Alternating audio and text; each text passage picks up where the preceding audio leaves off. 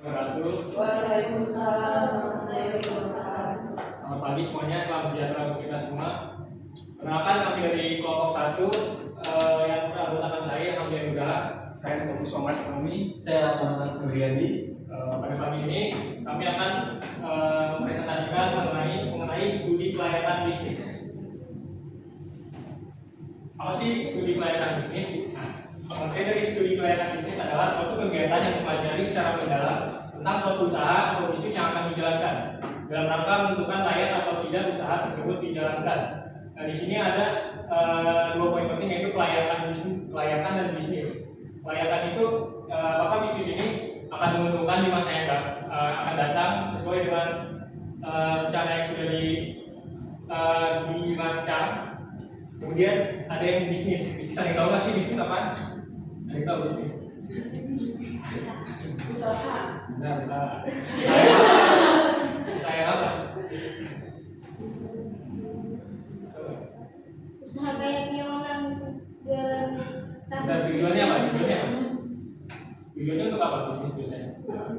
mengambil keuntungan sih. Nah, bisnis adalah satu usaha yang tujuannya adalah keuntungan. Di sini ada kelayakan bisnis. Ada dua poin penting, yaitu kelayakan dan bisnis. Kelayakan itu gimana bisnis ini kita bisa menjalankan keuntungan atau keuntungan di masa depan. Kemudian apa aja faktor-faktor yang menyebabkan kegagalan dari usaha kita? Yang pertama, data dan informasi yang tidak lengkap. Jadi kalau misalnya awal-awal itu kalau bisa kita mencari informasi selengkap mungkin, kayak misalnya pasar kita siapa aja, terus misalnya pesaing kita siapa aja gitu.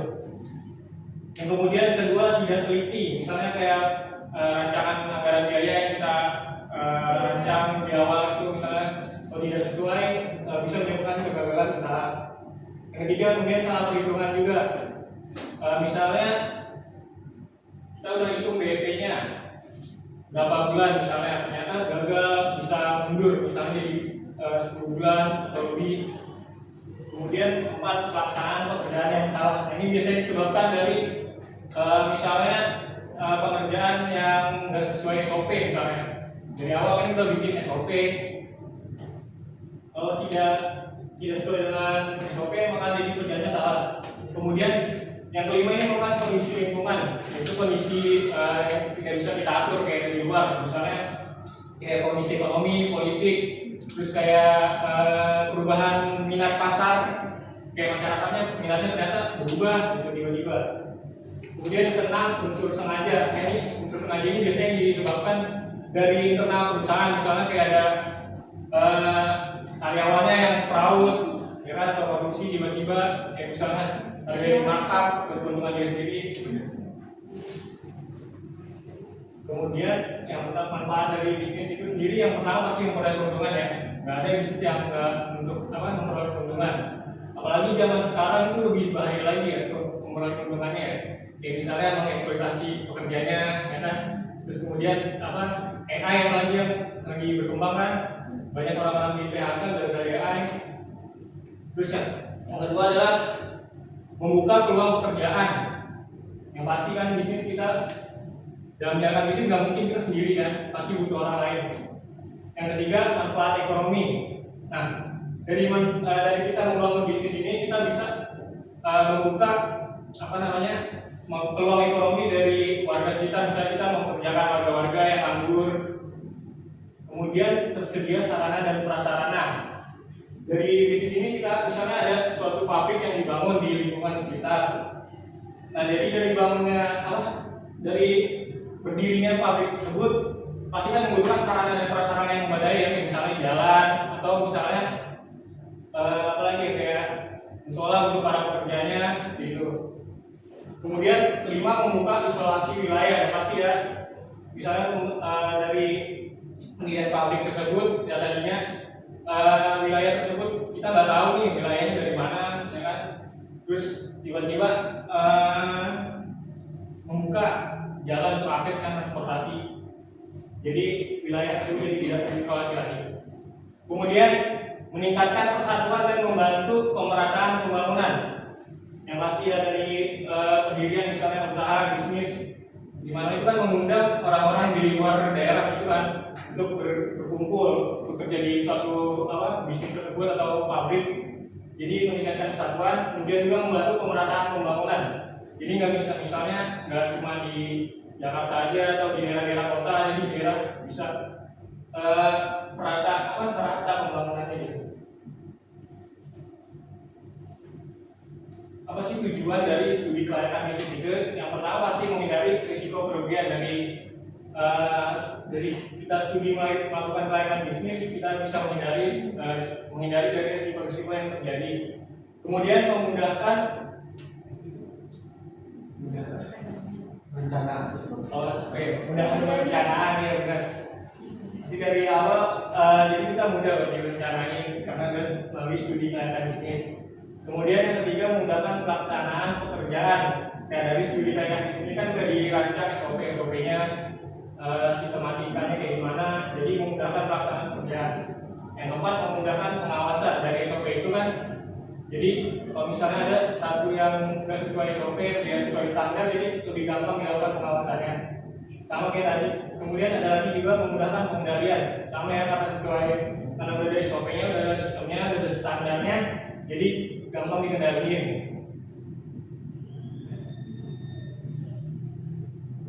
Siapa aja sih lembaga yang memerlukan hasil studi kelayakan bisnis? Yang pertama pasti pemilik usaha, kita perlu dong namanya studi kelayakan bisnis supaya bisnisnya itu bisa berkembang.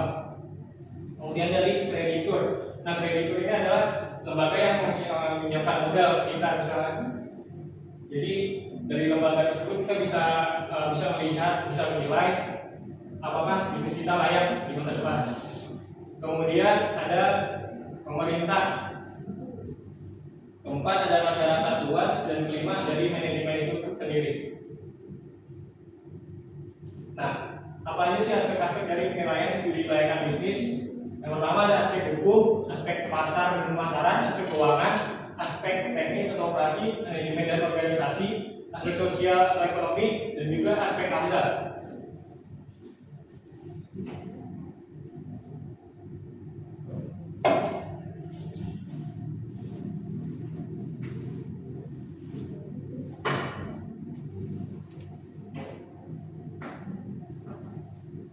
Yang selanjutnya itu ada aspek hukum, di mana penilaian dari aspek ini itu untuk melihat apakah dari surat badan usahanya, dari daftaran hak cipta mereknya, dan izin-izin yang sudah dimilikinya. Ada yang tahu Geprek Bensu? Tahu kasusnya gimana? Yang ada sengketa dagangnya dari Ruben Onsu dan Benny Sugiarno, di mana Ruben Onsu sudah mendaftarkan mereknya di semua bisnisnya, lalu Benny Sugiarno menggugatnya sehingga Ruben Onsu itu harus membatalkan semua merek dagang yang sudah didaftarkannya. Ya karena jadi sistem di HQ itu kan first mover ya, jadi siapa yang udah daftarin duluan dia yang ada. Ternyata gepreknya Benny Sugiarno itu lebih dulu ternyata daripada gepreknya Benny. Oke, yang kedua itu ada aspek pasar dan pemasaran. Penilaian dari aspek ini itu untuk melihat apakah potensi pasarnya itu seberapa besarnya dan berapa banyak sih pesaingnya di pasar itu, dan apa dari pasar itu yang dibutuhkannya. Yang ketiga itu ada aspek keuangan. Dari aspek ini itu dapat dilihat biaya apa saja yang dikeluarkannya, terus seperti biaya produksi, biaya pemasaran, dan biaya lainnya. Dari aspek ini juga dapat dilihat seberapa besar keuntungannya. Apakah keuntungannya terus naik atau stabil atau naik turun atau terus menurun. Yang keempat ini adalah aspek teknis atau operasi. Dari aspek ini dapat dilihat di mana lokasi usahanya, apakah strategis, apa di tempat yang padat penduduk di dekat kampus atau sekolah. Dari aspek ini juga sangat penting, di mana pemilihan lokasi usaha itu sangat penting. Karena kalau pemilihan lokasi usahanya itu tidak bagus atau salah, itu dapat meningkatkan resiko kebangkrutan. Yang kelima itu ada aspek manajemen organisasi. Dari aspek ini itu yang dilihat adalah bagaimana perencanaan dari organisasinya, bagaimana struktur organisasinya, dan bagaimana kontrol dari organisasinya ini. Yang keenam itu ada aspek sosial.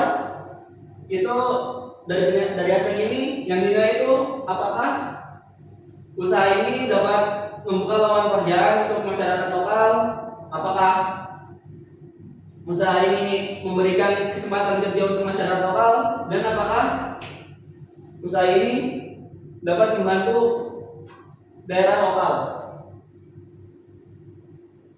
Yang ketujuh ada aspek dampak lingkungan. Dari aspek ini dapat dilihat apakah dari usaha ini akan mempengaruhi lingkungan sekitar, seperti contohnya Sungai Cisadane yang tercemar hingga puluhan kilometer sehingga airnya menjadi putih dan ikan mati. Dan kalau sudah kayak gini bingung untuk mengatasinya. Ya apalagi yang kasus yang di sana ini kan di Sungai Cisadane ini kan termasuk sumber dari pump gitu ya. Jadi ada beberapa rumah warga gitu yang airnya jadi tercemar juga. Jadi dampaknya luas juga.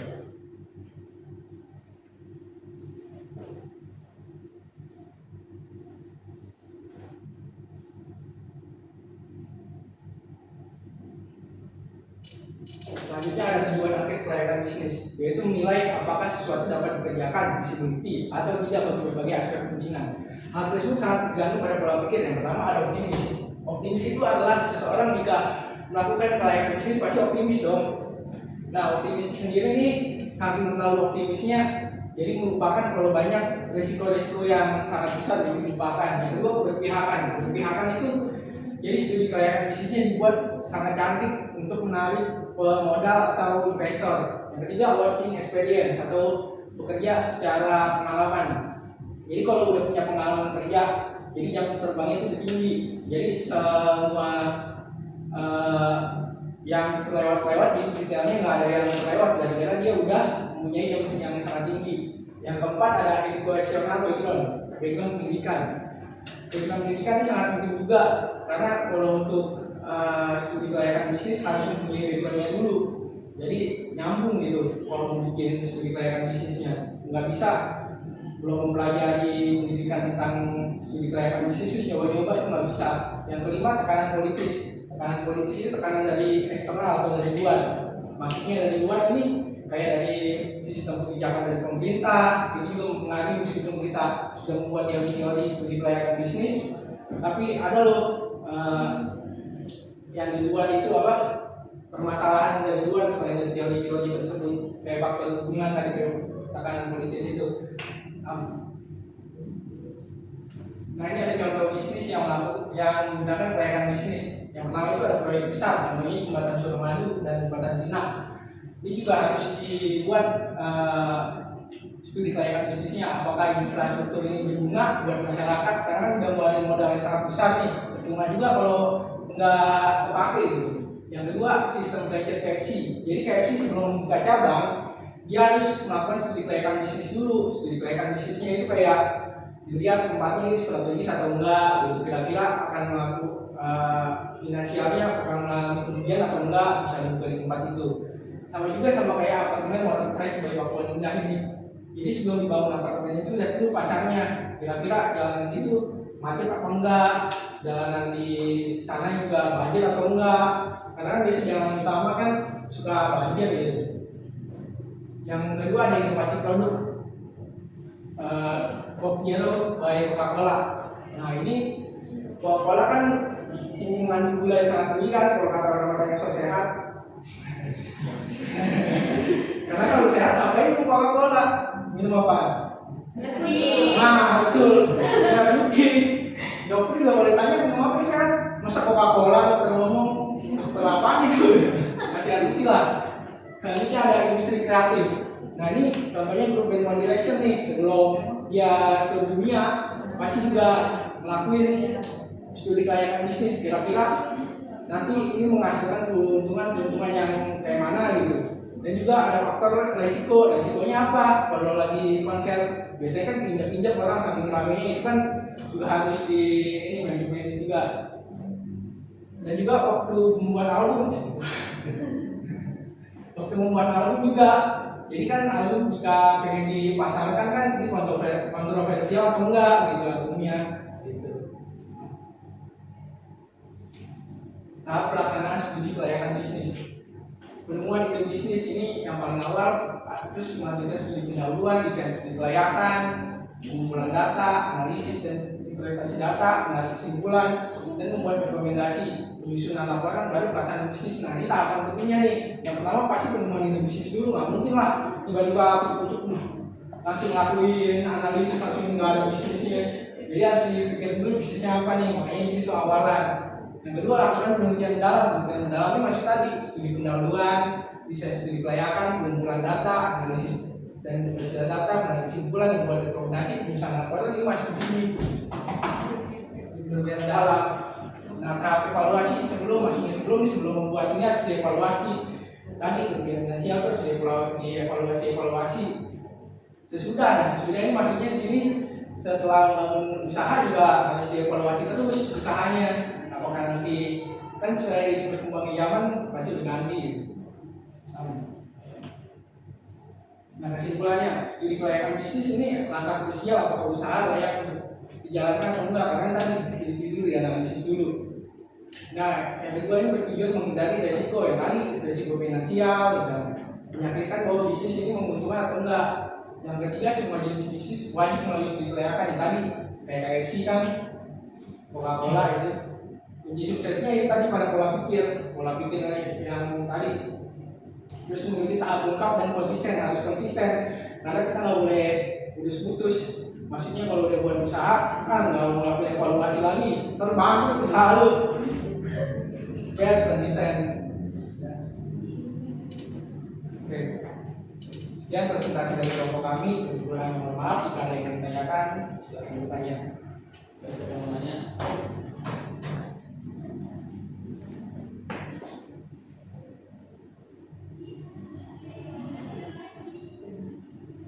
Kalau ada nanya ditanya aja.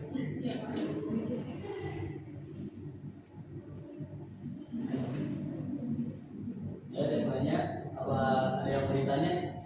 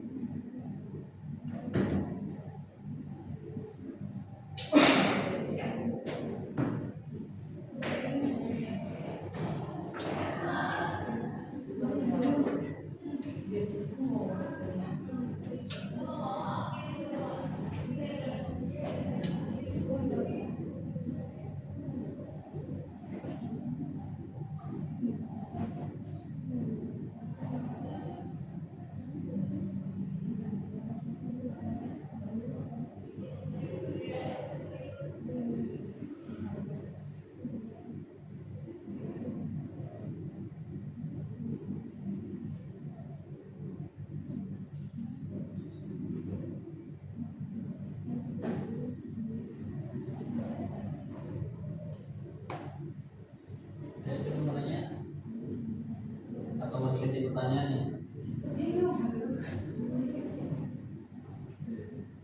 Masih nyari-nyari pertanyaan, berarti belum baca ya.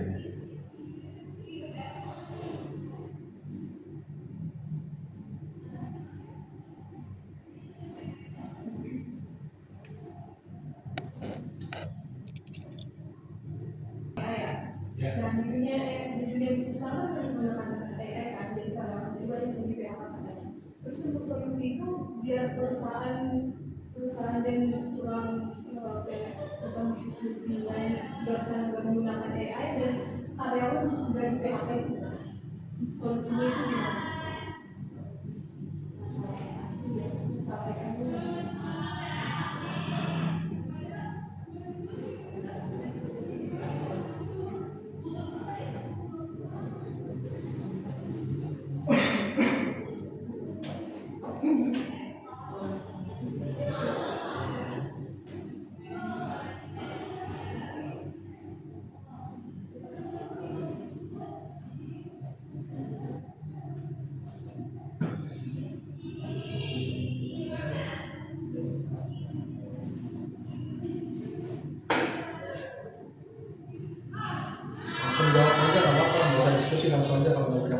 Nanti beda pendapat juga boleh.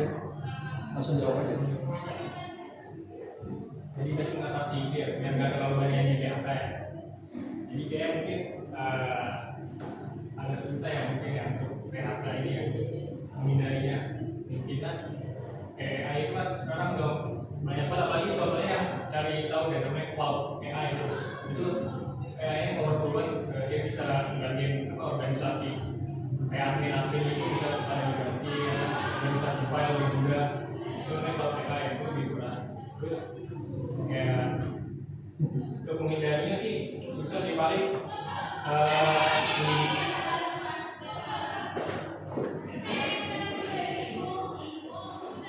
untuk menghindarinya kayaknya agak susah ya, kemungkinan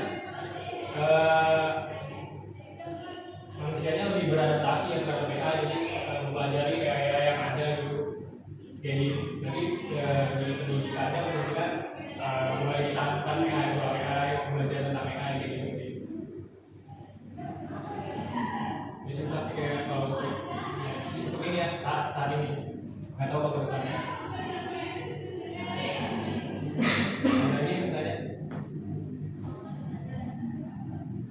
Atau yang bertanya punya pendapatnya, atau yang lain punya pendapat, boleh silakan ikut jawab aja.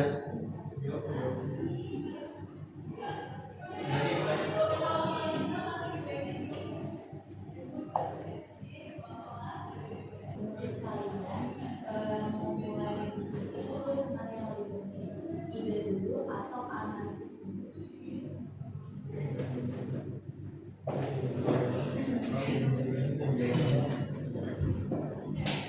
Untuk memulai bisnis yang paling penting ya awal ide bisnis dulu. Kalau nggak ada ide masih nggak analisis apa.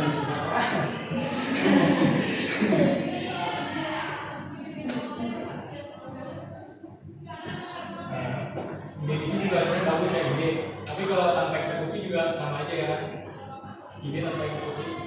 Jadi sebisa mungkin kalau misalnya udah ide, eksekusi dulu misalnya, jangan terus mulai aja dulu ya, teman sih mulai aja dulu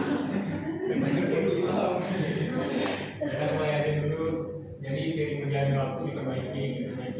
Kalau misalnya ide pilihan ya tentang yang udah jadi sebenarnya. Ya sih, yang paling penting itu ide karena tanpa ide kita mungkin apa kalau nggak ada idenya. Jangan analisis dulu tapi nggak tahu yang mau dibikin itu apa. Jadi kalau udah ada ide baru kita analisis idenya gimana, ada potensi nggak. Kalau ada potensi baru coba jalanin, dilihat dari beberapa bulan jalanin itu gimana, baru nanti analisis lagi kayak gitu sih. Kalau nggak ada ide coba ke Edi kali ya sebelum Ada lagi yang mendiskusi mungkin apa itu ya. Oke, terima kasih sudah kasih kesempatan untuk saya. Konan kan punya sebuah bisnis. Jadi sebagai konsumen ini, bagaimana kita melihat kelayakan bisnis Konan, apakah secara hukum atau tidak begitu? yang pasti sih yang bisa dilihat dari luarnya itu dari layakan dari hukumnya. Dari diri saya itu udah ada sertifikasi halal, terus ada NIB-nya juga. Salah satu sih itu yang paling penting. Udah sih itu aja. Gimana? Ada lagi?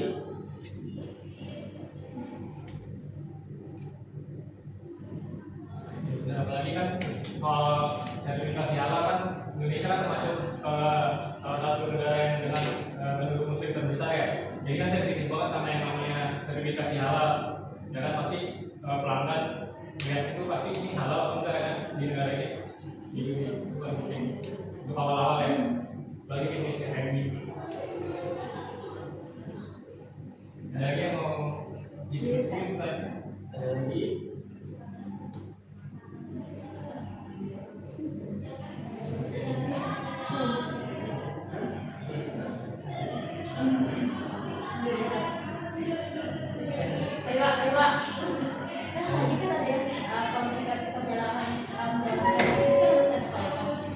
Bagaimana cara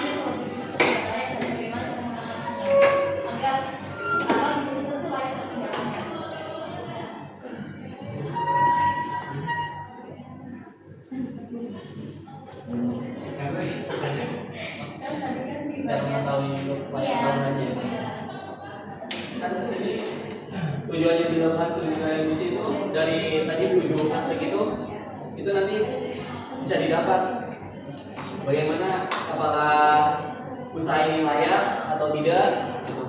Jadi dari 7 itu yang penilaian tadi itu yang paling penting untuk mengetahui apakah usaha itu dapat layak berjalan atau enggak gitu, atau merugikan seperti itu.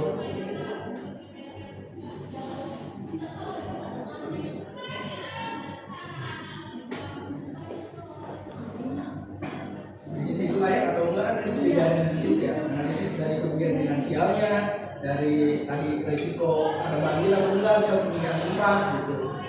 Gitu sih.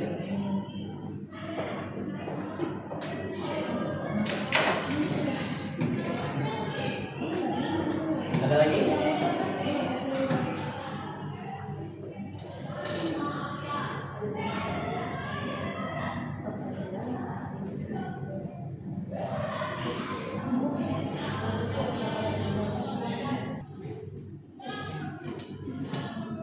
Ini apa?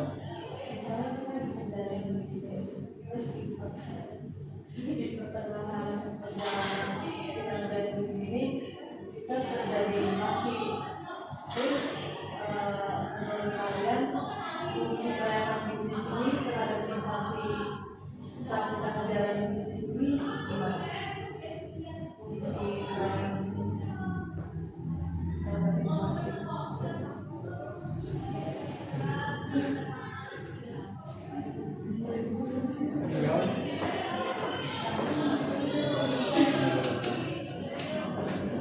Kalau untuk inflasi ya, tadi kan dievaluasi dari nilai dari dulu sama keuangannya gitu. Jadi kira-kira tahun segini misalnya bakal terjadi inflasi, nah itu kan udah diramal gitu. Oh, udah dibahas Iya. sama berarti.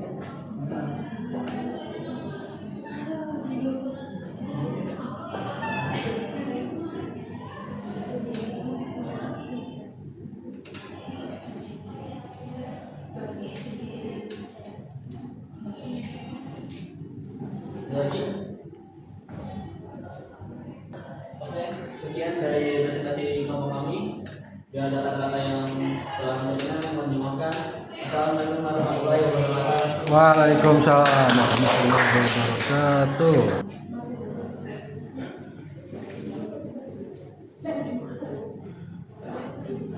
Ya baik, terima kasih untuk kelompok 1 ya sudah presentasi. Ini saya sedikit kasih tambahan penjelasan untuk materi hari ini tentang aspek ya studi pelayanan bisnis ini ya, ruang lingkup studi pelayanan bisnis. Jadi tadi sudah diterangkan ya apa itu bisnis. Ya bisnis itu adalah satu tindakan untuk apa? Untuk mendapatkan satu keuntungan. Ya jadi tindakan itu bisa dia membuat, dia memproduksi, atau dia mendistribusikan juga bisa. Ya atau dia menjual misalnya. Ya itu juga suatu tindakan bisnis gitu ya. Nah, jadi di sini studi gerakan bisnis ini adalah untuk mengetahui gitu ya, apakah nanti tindakan kita itu akan layak dilakukan dan memang benar-benar menghasilkan keuntungan. Ya, jangan sampai yang kita lakukan ternyata tidak menghasilkan apa-apa, bahkan bisa menghasilkan kerugian. Maka itu perlu yang namanya kita studi dulu ya dari usaha kita ini kira-kira bisa atau enggak ya seperti itu ya. Nah, jadi banyak orang ya yang ketika dia memulai usaha ya dia nggak tahu gitu loh usahanya itu sebenarnya dikit lagi mau bangkrut. Contoh ya, yang akhir-akhir ini mungkin kita tahu ya ST Mixu ya. Waktu booming ya, dia bikin protes tuh, banyak orang beli sampai dia disebut sebagai pemburu ruko kosong ya. Nggak boleh ada ruko kosong, pasti ada gerai Mixu. Tapi sekarang gimana kabarnya? Nah, ya hilang apa? Karena ternyata ya ketika orang beli franchise dia harus tahu jenis produknya ini produk apa. Ya, apakah dia produk hanya sekadar tren aja atau memang produk yang akan lama digunakan orang gitu. Karena yang namanya produk itu ada namanya life cycle produk. Ya, life cycle produk itu dia bentuknya kayak lingkaran gitu ya. Jadi yang namanya produk itu ada fasenya. Ya, fasenya begini gitu ya. Fase awal ya, dia mulai naik ya, mulai kenal naik, nanti sampai ada fase ujung, dia tertinggi, lalu kemudian dia sudah mulai turun. Jadi banyak dulu produk-produk yang terkenal, kemudian sekarang sudah nggak ada kabarnya produk itu. Yang dulu pernah kenal namanya Spamilo, sekarang mana? Udah nggak ada. Ya, kalau di rumah biasanya pakai odolnya apa? Padahal odol itu nama merek dulu. Ya, ya gua doang kan gitu ya. Nah, jadi istilahnya ya, kita harus tahu produk yang mau kita pakai atau kita beli. Misalkan kita sebagai franchiser yang mau beli ya, membeli franchise gitu ya. Nah, kita harus tahu dulu nih produknya jenisnya apa. Jangan sampai ya banyak orang kemudian beli franchise yang busuk, udah keluar duit mahal ya, itu udah pasti tuh bisa jadi untuk beli franchise itu bisa ratusan juta ya, bahkan miliaran untuk satu gerai. Ya, nah itu kan nggak sedikit gitu ya. Nah, jadi akhirnya apa? Ketika dia beli, dia bangun, ternyata produknya sudah mulai fase menurun dan menurunnya tajam. Ya, beda kalau misalkan kayak Detrium, Sabana yang sampai sekarang masih bertahan. Kenapa? Karena yang namanya goreng ya, makan instan, fast food ya, dia masih banyak orang mau makan ya. Kenapa? Kesibukan pada zaman sekarang ya. Lihat aja kalau kita ke gerai-gerai Sabana atau Detrium ya. Nah itu kalau tiap pagi masih banyak emak-emak yang beli buat anak-anaknya yang mau sekolah. Maknya nggak mau repot, maknya bekerja, dia nggak bisa masak, jadi apa? Mau masak nasi, lalu beli ayam goreng, udah kayak gitu aja. Ya, nah jadi harus hati-hati ya ketika kita coba untuk melakukan satu bisnis. Ya, jangan sampai bisnis hanya sifatnya tren. Ya, orang Indonesia itu paling senang yang namanya beli rasa penasaran. Dan saya dulu lihat kayak House ya, waktu rame-rame awal rame ya, yang gara-gara minuman itu ya, saya bingung orang ada ngantri apaan gitu ya, ngantri sembako kan ya, ternyata beli minuman gitu, sampai ngantri. Sekarang boro-boro kan ternyata nggak ada kan gitu ya, sekarang beralih ke sepeda ya, didorong ya. Ini kira-kira bakal lama kan ya? Saya yakin nggak lama karena ini niru es krim dulu, es krim kan udah nggak ada kan? Ya. Ya, haus makanya bikin ya, haus bikin kan gitu kan. Dulu es krim keliling juga kan. Nah, sekarang udah nggak ada gitu. Nah, akhirnya kan ditiru banyak yang tiru tuh, ya. Kenapa? Ya, mungkin modalnya nggak terlalu besar. Nah, jadi boleh kita ambil yang produk-produk yang tren, hanya sekedar tren ini. Boleh, tapi kita harus tahu nih, ya masa pengembalian modalnya cepat apa enggak. Kalau cepat ambil aja dulu, nggak apa-apa. Tapi kita harus sudah prepare nih kalau suatu saat bisnisnya ini sudah tidak diminati lagi sama masyarakat, konsumen udah nggak suka lagi, gitu. Ya mungkin kalau ngopi masih banyak orang yang bisa ngopi gitu ya. Nah itu mungkin masih ada lah yang bisa ngopi. Ya mungkin agak nanti dia lebih lama. Artinya apa ya? Kopinya itu diantarin gitu ya, ditambah dekat sama konsumen ya, lewat gerobak-gerobak gitu ya. Nah gerobak kopi. Nah itu. Jadi ketika orang memutuskan untuk meniru misalkan ya dari produk-produk lain gitu ya dengan membuat kopi dorong gitu ya, nah itu dia juga pakai analisis juga tuh terutama analisis keuangannya tuh ya. Kalau Anda suka buka TikTok suka ada tuh hitung ya untuk bikin ini butuh modal sekian ya, lalu nanti pegawainya modal sekian gitu ya, artinya sekian. Nah nanti ada periodenya berapa lama pengembaliannya. Nah itu seperti itu ya. Jadi itu ketika studi kelayakan itu seperti itu ya, kita harus tahu ya ininya seperti apa ya. Jadi ini ada ya faktor yang menyebabkan kayak data informasi tidak lengkap, tidak teliti, salah perhitungan ya, pelaksanaan pekerjaan, kondisi lingkungan, unsur sengaja gitu ya, sengaja ya digagalin gitu ya. Kenapa ya? Mungkin kalau sukses nanti kelihatan kalau dia CEO kan gitu ya, gimana lagi berarti tuh ya, pelan-pelan miskin gitu ya, tapi ternyata CEO, jadi dia bisnis pura-pura gagal ya kan, itu kayak gitu ya. Ya. Kalau misalnya model bisnisnya itu bukan di produknya tapi di franchise-nya, jadi banyak franchise kan banyak tuh Pak, ada. Jadi modalnya penting mah banyak aja cabangnya. Mau laku mau enggak, udah amat gitu Pak. Nah, iya. Banyak franchise. Itu kecerdasan dari si contoh dari Mixu, kecerdasannya. Ketika dia lagi booming, dia jor-joran jual franchise. Nah yang beli yang apa? Sih. Bego ya. Artinya dia nggak punya ini analisanya gitu loh. Jadi kalau yang Mixu tahu ada yang namanya life cycle product. Ya, saya juga punya teman ya dulu ya. Resbol, lu pernah tahu nggak Resbol? Apa namanya restoran di Kalibata ada tuh dulu Resbol. Sekarang udah nggak ada ya.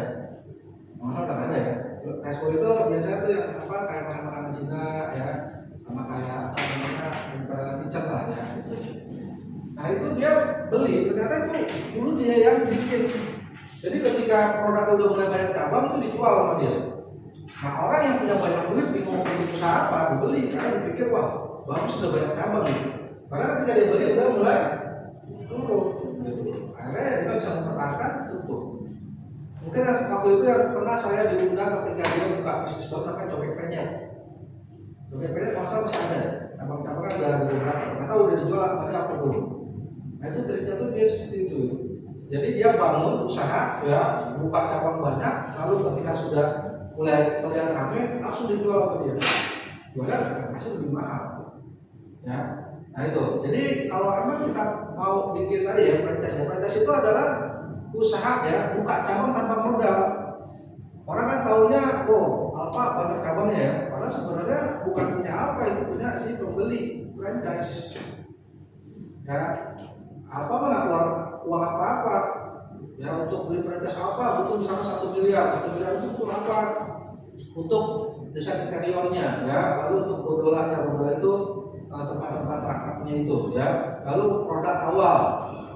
Nanti kemudian kalau barangnya habis harus beli lagi ke Alfa pesannya, ya yang ambil untung. Ya lalu karyawan yang gaji siapa? Bukan Alfa yang gaji yang beli franchise itu, yang punya toko itu gitu. Jadi Alfa udah dapat franchise ya, untungan dari beli franchise-nya, terus sekarang ada lisensinya tuh berapa tahun terus diperbarui gitu ya. Lalu kemudian apa namanya, barang yang dijual situ harus pilot dia, jadi dia otomatis sudah punya konsumen ya, nggak perlu cari-cari konsumen lagi, konsumennya udah pasti udah punya berapa franchise ya juga jalan ya. Kayak Sabana ya, ayam goreng harus beli ke mereka karena apa? Karena rasanya harus sama ya. Nah dia dapat franchise, barangnya laku ya kan, sedangkan yang beli, yang jualan kalau nggak laku dia terima rugi ya kan, gaji pegawai, listrik segala macam. Nah itu kayak gitu ya. Jadi kalau kita mau ngembangin yang tadi ya, jual franchise, yang dipakai apa? Brand value. Tahu Gojek? Ya Gojek awal-awal dulu ya, tahun 2015 kalau salah ya. 2015 ketika dia baru muncul itu, dia itu ngasih yang namanya handphone ke mitranya yang daftar, ya kan? Modal 200.000 sebagai modal awal.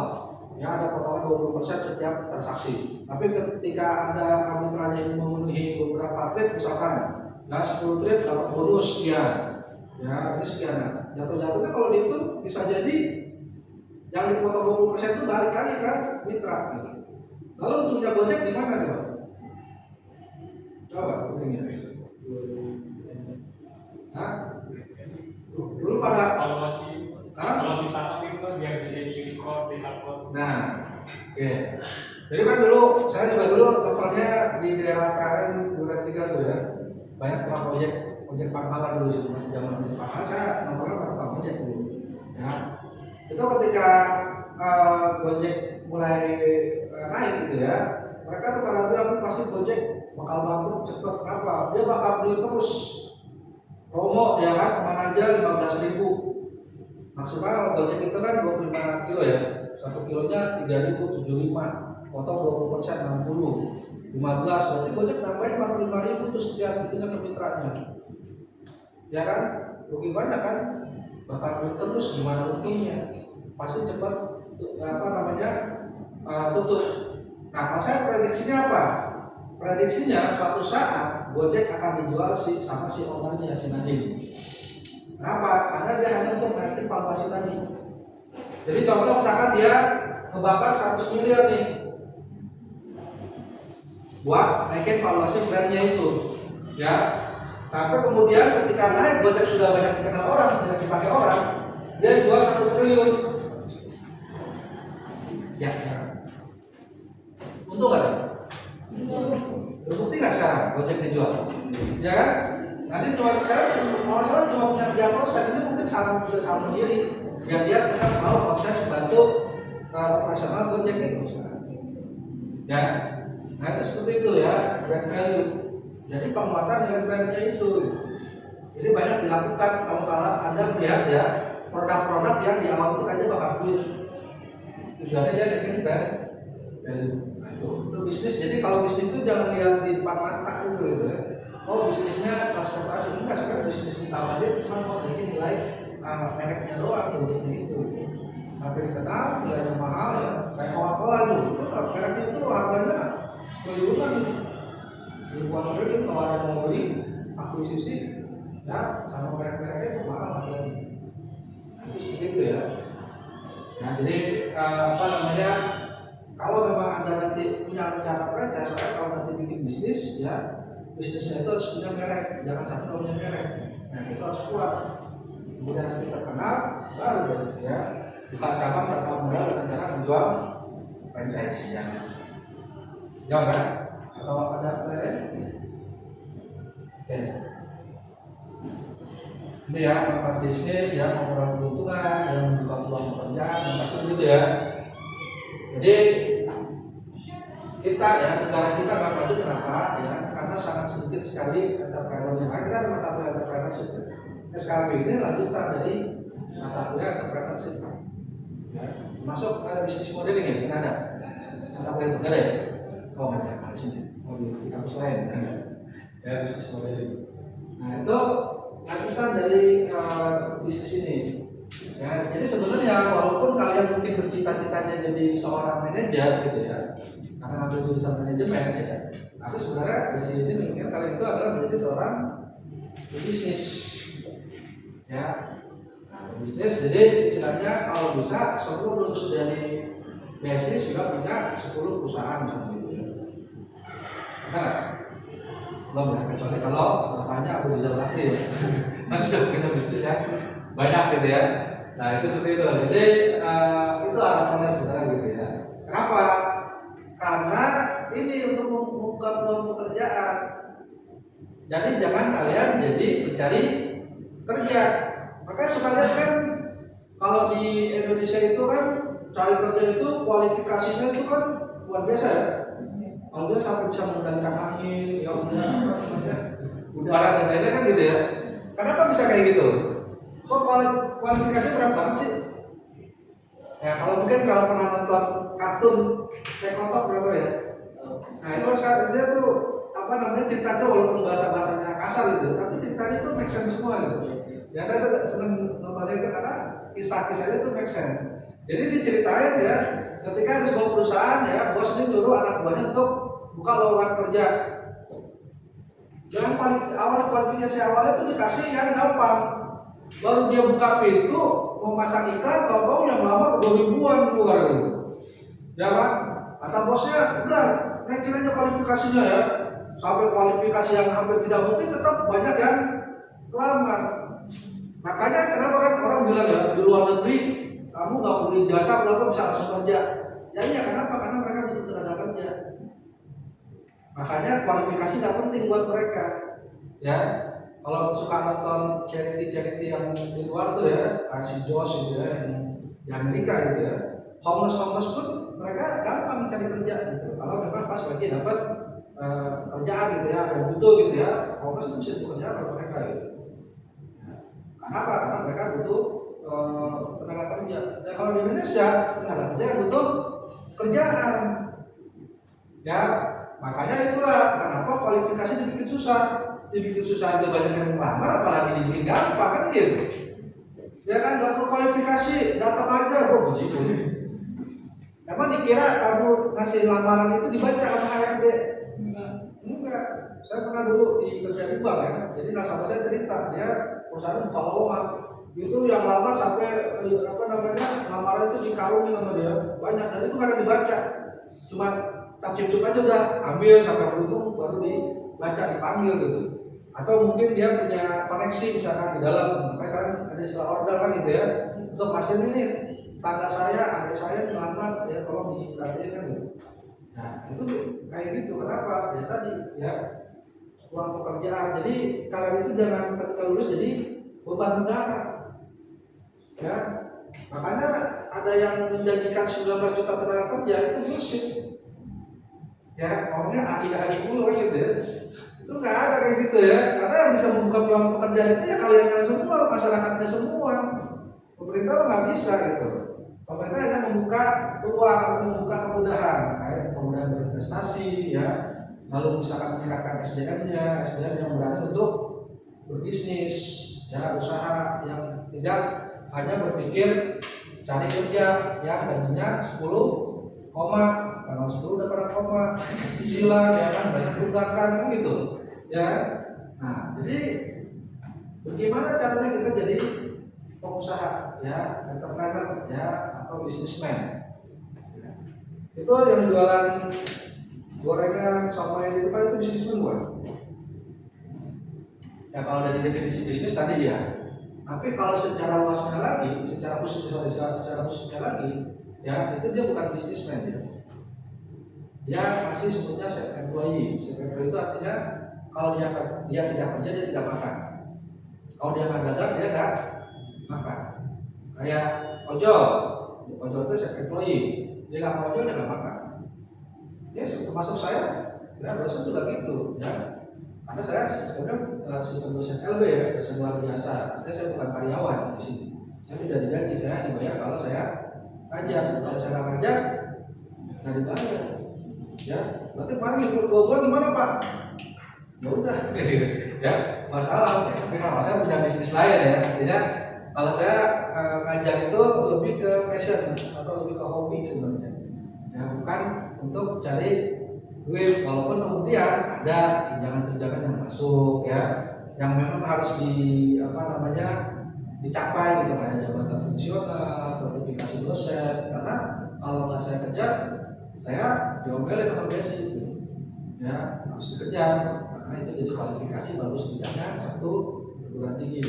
Nah itu ada juga duitnya sih gitu ya. Nah itu seperti itu ya. Jadi lebih ke arah situ ya. Nah, bisnismen itu apa? Bisnismen itu adalah orang yang mampu membuat sebuah sistem di mana justru sistem itu yang bekerja buat dia. Contohnya kayak orang perusahaan. Ya, dia bisa bikin sebuah sistem kan. Emang orang perusahaan mungkin kalau kalian nanti kerja ya, kalian lihat ya orang perusahaan itu ya yang istilahnya datang ke kantor kerja dari pagi sampai sore, nggak ada. Mereka cuma di rumah aja mantau, ya kan? Tiap hari yang bikin apa? Gue mau liburan kemana ya? Eropa negara mana nih kan gitu kan? Karena itu udah kebanyakan. Siapa yang ngasih duit? Ya itu pegawai-pegawainya yang harus datang jam 7 pulang jam 5 ya. Atau jam 9 95 ya istilahnya. Ya nanti jam 9 pulang jam 5. Itu kalau nggak lembur bisa sampai jam 9 kan gitu. Ya. Nah itu kayak gitu. Nah orang banyak kan ya, kan pernah belajar ya, apa diajar progresi Sakti kan? Ingat kan? Ya, entrepreneur kan ada, lupa. Ya makanya ya, atau apa namanya, orang kenapa kita belajar itu suka lupa sama sesuatu, karena kita biasanya belajar itu dengan cara menghafal. Kalau hafal itu suka lupa. Makanya kalau orang saya, belajar saya itu harus aku pahami. Bisa paham, kalau orang paham baru jadi nggak paham. Ya, nah itu seperti itu. Ya. Nah jadi ya, ini employee harus orang jadi ke employee atau jadi pegawai ketika lulus kuliah gitu ya. Kenapa? Sisi keamanan. Karena tiap bulan dapat gaji. Nah kalau sisi employee awalnya enak, kesananya berat. Kenapa saya bilang begitu? Nanti kamu lulus kerja gaji 5 juta gitu ya? Gede lah ya. Bisa mulai kredit iPhone ya, kredit motor kan gitu ya. Cukup lah dari jalan itu gitu ya. Belum ada yang namanya apa? Yang harus dinafkahi, yang harus dikasih makan gitu. Ya. Nanti ketika udah mulai berkeluarga, itu mulai itu, ya, mulai yang namanya bisa jajan, kenapa buat susu anak, ya, popok anak kan gitu, ya kan? Mulai nggak bisa biasa dulu pacaran sering ke nonton ke bioskop, udah nggak pernah lagi nonton bioskop, ya, nonton YouTube aja udah, ya, makan datang bareng-bareng, ya, padahal wifi RT yang 100.000 per bulan gitu, ya, buat penghematan, ya. Nah, kalau bisnismen ini kayak di awal, tapi kalau udah berhasil, nah itu jadi bisnis owner, dia mampu menciptakan sebuah sistem di mana sistem itu yang bekerja buat dia, gitu. Nah, untuk jadi ini nggak mungkin bisa dari sini, susah. Mungkin ada tapi susah. Kebanyakan dari dulu nih, sacrifice dulu, dagang, ya, jualan tuh. Pokoknya kalau mulai kita bikin sesuatu gitu ya, bahas mulai dari sacrifice dulu, baru kita bisa naik ke bisnismen.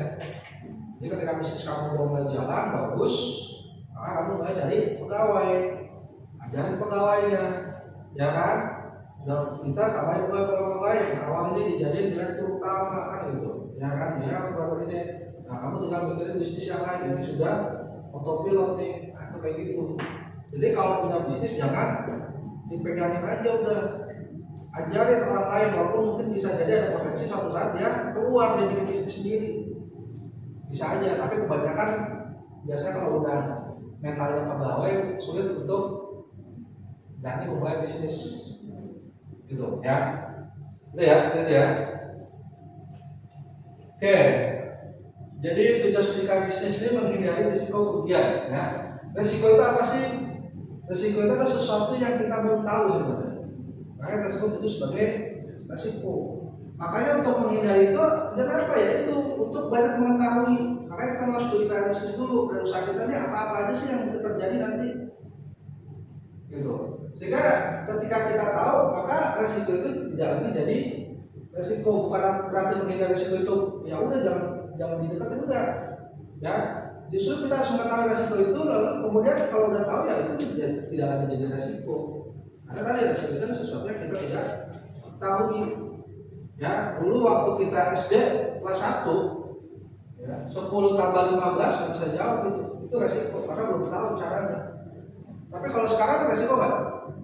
Enggak, karena udah tahu, udah gampang. 10 tambah 15. Apakah kita hindari? Bukan, justru kita jalani, kita cari tahu caranya gimana memecahkan 10 tambah 15. Jadi banyak orang salah menafsirkan menghindari resiko itu adalah tidak menjalani resiko itu, jangan dihadapi, salah.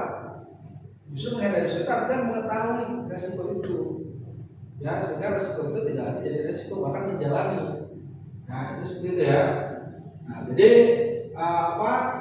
untuk menghindari resiko karena kita mempelajari, jadi bisnis kita itu apa aja sih yang mungkin nanti terjadi, ya, baik untuk keuntungan maupun kerugian. Nah, jadi kalau bisnis itu jangan cari untung. Gimana sih ya? Masa saya baru berdebat di Facebook. Masa saya nggak boleh bicara soal untung, soal profit? Ya, kebetulan saya kan trader ya. Suka di Facebook itu grup trading ya. Nah, itu kenapa trading saya nggak boleh bicara profit saya gitu. Ya. Nah, saya bilang ya, kenal yang namanya Bung Sadino? Nggak ada. Kalau yang suka bisnis pasti tahu Bung Sadino itu masternya bisnis, tapi udah maklum. Ya. Dia bilang saya bisnis itu cari resiko, bukan cari untung. Kenapa?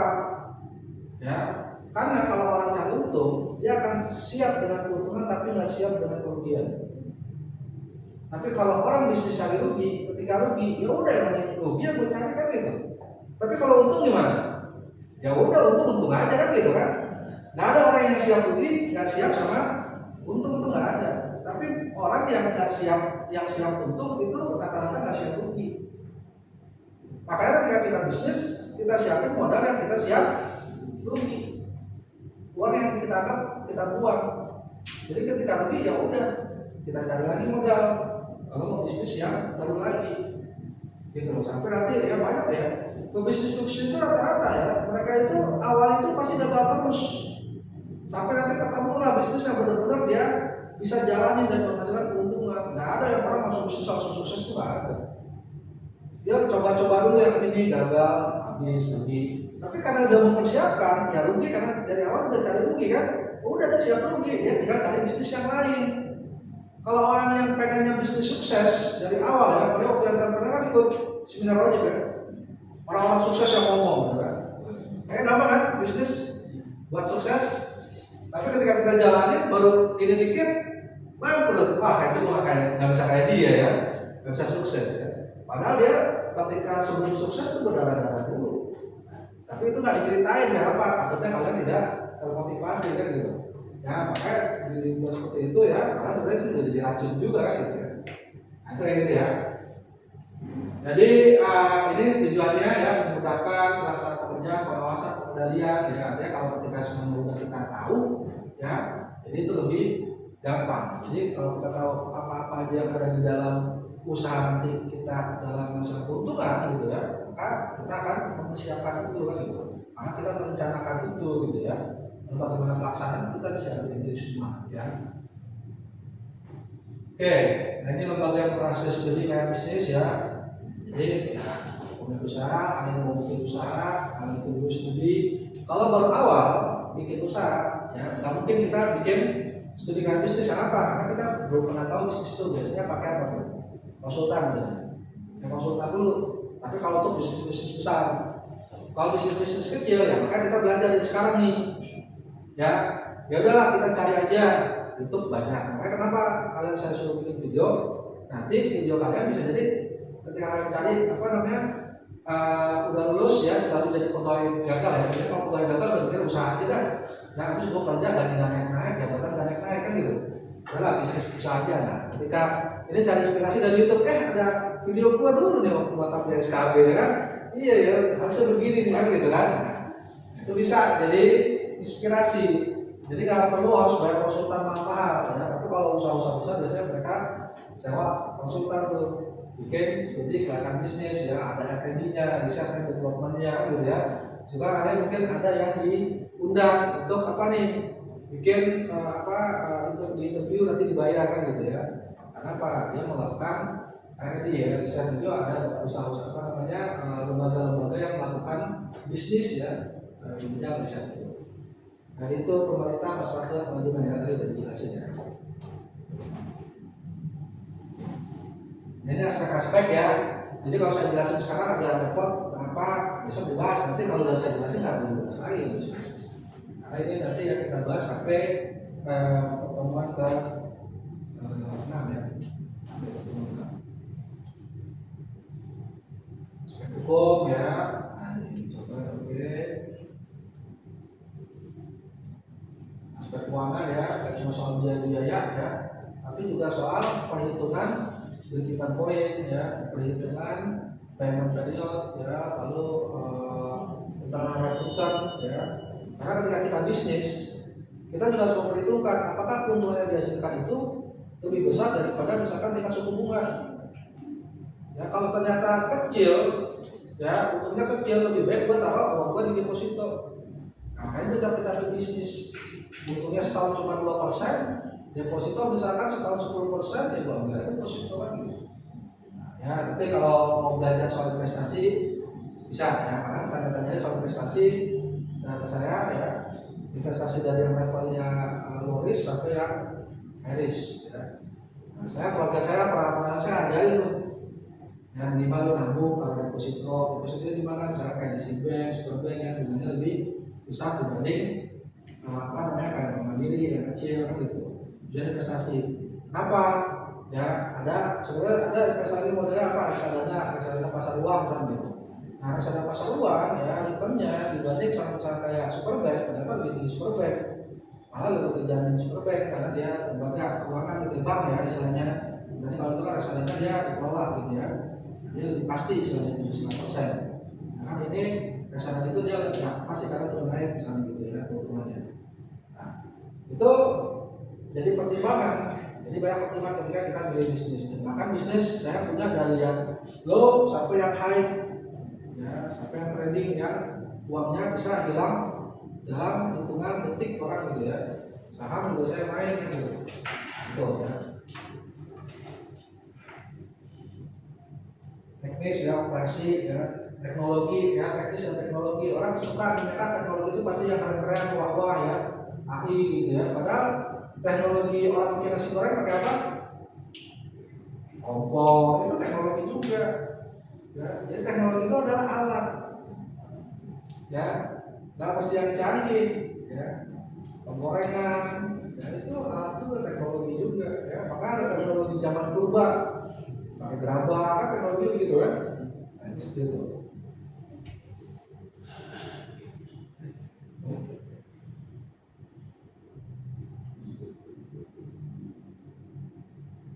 Oke, tadi ada pertanyaan soal apa tadi pertama ya? Saya lupa. AI ya, AI ya. Dulu pun saya pernah berdebat ya sama orang yang dia bilang kemajuan teknologi akan menyebabkan banyak orang yang dipecat. Ya, kenapa? Ternyata dia calo ya, calo di Adobe gitu ya. Jadi kalau udah pakai teknologi dia nggak pakai kan gitu. Ya. Nah, artinya bahwa kalau dibilang teknologi itu bisa menyebabkan banyak pengangguran gitu ya, karena banyak orang-orang yang kemudian dipecat, itu nggak benar juga. Gitu. Buktinya dulu ya, waktu SMS muncul ya, apalagi setelah WhatsApp muncul, udah nggak ada lagi orang yang nunggu surat cinta dari Pak Pos kan gitu. Ya, karena udah tinggal kirim WA aja gitu kan. Ada apakah bisnis kirim surat itu mati? Ya nggak juga sih, masih tetap ada dokumen gitu ya. Nah, memang sih mati gitu. Maksudnya artinya bahwa udah nggak ada lagi orang yang kirim surat. Karena kalau lebaran kan dulu pada ngirim kartu lebaran, sekarang udah nggak ada kayak gitu. Ya kan? Nah, tapi dia beralihnya kemana? Ekspedisi barang. Sekarang ekspedisi barang yang booming kan gitu. Ya, artinya apa? Teknologi itu bukan meniadakan tenaga kerja, tapi mengalihkan. Jadi kalian sebagai sumber daya manusia harus bisa beradaptasi dengan teknologi, mengikuti zaman. Kalau nggak bisa mengikuti zaman ya susah. Artinya kalian nggak sudah terbiasa dengan yang namanya komputer, ya, internet, sosial media. Kalau nggak seperti itu nggak akan bisa. Gitu. Ya, karena nanti akan ada bidang-bidang pekerjaan ditinggalkan, tapi akan muncul bidang-bidang pekerjaan yang lain.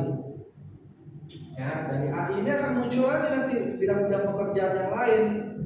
Ya, operator misalkan operator AI kan belum tentu semua orang paham tentang AI. Ya, ketika kamu bisa operator AI, ya udah. Lalu kemudian dari AI ini muncullah editor-editor atau misalkan muncul orang-orang yang membuat karya melalui AI, dijual di YouTube. Ya kan, konten kreator udah pakai AI aja. Bisa kan? Nah itu. Nah, jadi perkembangan teknologi itu tidak meniadakan SDM sumber daya manusia, tapi mengalihkan ya bidang pekerjaan mereka yang tadinya mungkin manual sekarang lebih teknologi gitu, lebih digital. Ya, nah itu seperti itu ya. Jadi itu jawaban. Jadi kalian nggak usah khawatir kalian jadi pengangguran, enggak. Ya, mungkin kalau nggak bisa jadi pegawai, kalian jadi bisa jadi bisnismen, jadi YouTuber boleh nggak? Boleh. Banyak kan hari ini kan? Halilintar itu udah berapa kan? Kaya kan? Iya, dia nggak perlu kerja tuh. Ya, bulanan si orang aja 500 juta. Ya, dari konten kreator, ya kan? Nah itu, ya. Jadi jangan kira ya kayak gitu-gitu tuh dikit hasilnya, ya. Nah itu, jadi kita harus pahami gitu ya. Jadi itu hanya memudahkan aja gitu. Lalu tadi apa lagi soal ide atau analisis kalau membuat. oh ya, oke ya. Pasti kan tadi awalnya ide gitu ya. Tapi juga tadi bilang bisnis mulai aja dulu kan gitu. Kenapa? Kalau cuma ide ya udah ide aja, kalau kan jalan-jalan ke bisnis kan gitu. Studi kelautan bisnis udah bagus nih, tapi dia nggak berani mulai, ya percuma juga. Ya, Pak Musa itu juga bilang kalau bisnis itu yang penting mulai dulu, mulai aja dulu. Kita studi kelautan bisnis sambil jalan, itu juga bisa, ya. Nah, tadi juga ada namanya PDCA ya. PDCA, Plan Do Check Action. Jadi setelah kita merencanakan, kita jalanin, lalu ada evaluasi dari action dan check nih. Lalu kemudian lanjutkan. Jadi yang namanya bisnis itu tetap ya, ketika Anda lakukan tetap ada cek lagi. Artinya bisa nggak tanpa plan? Bisa aja sebenarnya, tanpa struktur bisnis di awal bisa. Dia bikin studinya di do misalnya. Ketika dilakukan sambil dia ngamatin. Ya, makanya Pak Bung ini punya teori ya, dia melakukan sesuatu itu tanpa rencana. Mengalir aja kata kayak air katanya. Dia punya teori namanya teori air. Ya, air itu katanya itu berjalan kemana aja dia suka tuh. Sampai jalan yang dilalui itu jadi sungai. Ya kan? Bahkan ketika ada batu yang menghalangi, batu itu diajak pelan-pelan lama-lama bolong. Nah itu, ya itu teori air namanya. Dia seperti itu ya. Jadi tanpa plannya ini langsung dulu check action. Kalau itu kayak gitu. Nah masing-masing orang lah ya ininya ya. Biasanya kalau memang studi kelayakan bisnis ini rata-rata bisnis orang-orang yang sudah beberapa kali atau udah punya banyak bisnis lah. Kalau baru awal biasanya jangan kerjain aja gitu. Karena apa? Awalnya mental untuk berbisnisnya itu masih rendah, masih takut-takut. Karena ketika melakukan studi kelayakan bisnis yang ditanya orang-orang yang pesimis semua gitu ya, yang gagal semua ditanya, udah berilah rugi semua dengan pekerjaan ini kan begitu, ya kan? Ya orang itu pengusaha yang dilihatnya yang jelek-jelek semua kan tidak jadi. Makanya kalau di awal udah jalanin aja langsung. Nah orang yang udah pernah jalan usaha udah berhasil lalu dia pengen usaha baru, udah kan karena udah pernah merasakan sendiri. Nah dia pikirlah yang harus dikelayakan bisnis ini, ya. Nah itu seperti itu ya. Jadi fasenya itu tergantung situasi. Ya namanya ilmu sosial, ya ilmu sosial itu disebutkan sebagai sains dan art. Sains itu adalah ilmu yang bisa dipelajari dan art itu adalah butuh suatu seni untuk menerapkan. Ya, 1 tambah 1 itu berapa? 2. Tapi di ilmu sosial 1 tambah 1 bisa 5 loh. Bisa 3, bisa 4. Percaya nggak? Gimana caranya? Ayo. Kamu berapa keluarga? Saudaranya berapa? 2. Ya. Dulu waktu bapak ibunya nikah 1 tambah 1 sekarang jadi 4. Oh, baru tahu. Itulah ilmu sosial kan? Dia 4. Nanti ada keluarga ini 3, berarti 5. Ada yang ternyata nikah nggak punya anak, ya tetap 1 tambah 1 2. Ya, jadi ilmu sosial itu nggak bisa pasti. Kayak inflasi tadi. Ada tentang inflasi ya? Inflasi itu apa sih? Kenaikan harga barang. Inflasi itu bagus apa jelek? Bagus kalau nggak terlalu besar itu. Bagusnya dia apa? Nah, inflasi bagus apa jelek? Inflasi yang kenaikan harga barang kan? Itu bagus apa jelek? Bagus kalau selama berjalan dengan pertumbuhan ekonomi. Pertumbuhan ekonomi sejalan ya. Artinya bahwa memang pertumbuhan ekonomi itu menyebabkan inflasi. Hah? Pertumbuhan ekonomi itu menyebabkan inflasi nggak? Enggak. Menyebabkan, jangan salah. Itu kalau nulisnya, gue tadi pengen menyebabkan ya. Kalau ngomong gitu jadi nggak mau ikutan ya kan gitu ya. Ya. Jadi ya, kalau di orang bilang inflasi itu jelek, itu udah pasar Indonesia tuh. Karena buat di Indonesia tuh inflasi itu jelek. Tapi kalau buat negara-negara maju justru mereka mencari inflasi. Kenapa? Ya, inflasi itu atau kenaikan harga barang itu bisa disebabkan oleh 2 hal. Satu itu karena naiknya ongkos produksi. Contoh kalau BBM naik, kenapa kalau BBM naik ada ribut sih? Cuma naik 1.000 2.000, rokok lu tuh naik jadi 50.000. Lu nggak ada ribut, ya kan? Kenapa? Karena kalau BBM naik, bensin naik, walaupun 1.000 2.000 dia akan mempengaruhi kenaikan harga barang yang lain. Jadi ketika harga barang naik, daya beli jadi turun. Daya beli turun, maka produksi barang jadi kurang laku. Barang kurang laku, produksi dikurangi. produksi dikurangi, maka tenaga kerja dikurangi, pengangguran meningkat. Kalau meningkat, maka pendapatan masyarakat jadi turun, ya kan? Akhirnya banyak orang miskin, gitu. Ngangguran. Itu yang terjadi di Indonesia. Kebanyakan ketika barang naik, daya beli pada turun, gitu. Nah, yang kedua ada namanya inflasi by demand atau kenaikan harga barang karena tingginya permintaan.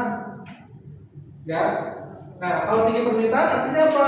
Artinya daya beli kuat. Daya beli kuat artinya apa? Pendapatan masyarakatnya tinggi, nggak stabil lagi tinggi. Ya, karena meningkat, ya kan? Permintaan meningkat, orang nggak mungkin foya-foya kalau punya duit kan? Gitu. Makanya di negara maju kenaikan harga barang itu menandakan bahwa masyarakat itu penghasilannya naik, gitu. Ya. Nah, banyak juga orang menyatakan bahwa inflasi itu, ya kan tadi ya, kenaikan harga barang lawannya adalah uang. Harga barang naik maka nilai uang jadi turun.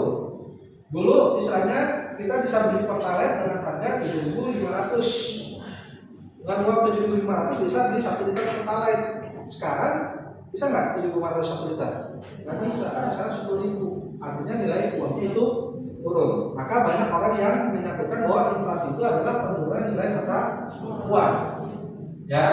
Nah, tadi semakin tumbuh ekonomi, ya tadi kalau tumbuh berarti pendapatan nambah.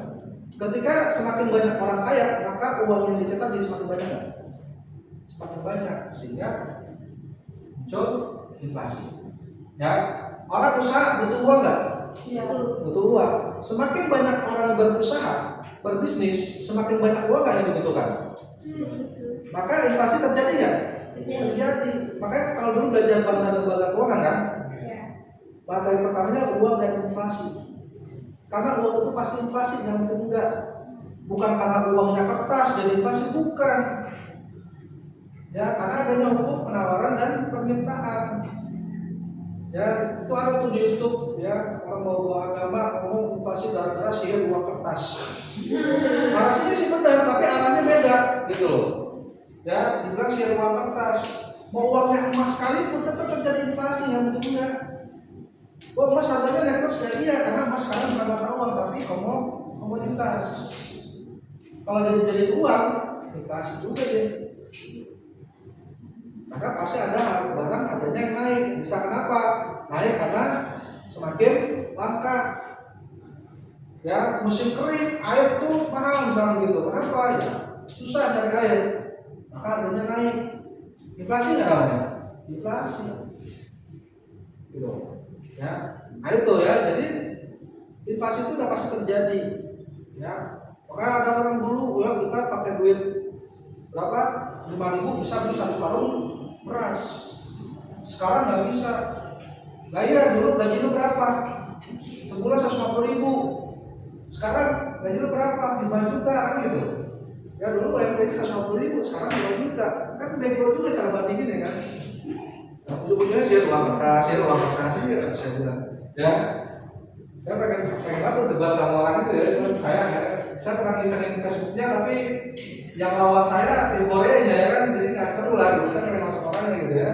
Ngomong sih uang kertas, tapi yang bikin buku bayarnya transfer, ya kan? Lebih nggak bernilai mana uang kertas sama uang digital yang cuma angka, ya kan? Nah itu seperti itu ya.